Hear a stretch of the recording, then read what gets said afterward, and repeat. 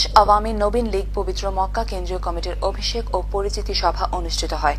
উক্ত অনুষ্ঠানে নবগঠিত সংগঠনের সাধারণ সম্পাদক মোহাম্মদ সাইদ খোকনের পরিচালনায় সভায় সভাপতিত্ব করেন সংগঠনের নবনির্বাচিত সভাপতি হোসেন খান।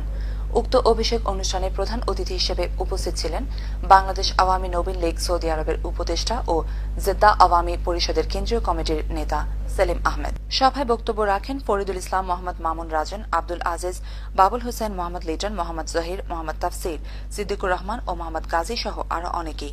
উক্ত সভায় উপস্থিত ছিলেন কামরুল ইসলাম, মমিনুল ইসলাম বাপন, আজহার মাহমুদ, আদেল মোল্লা প্রমুখ।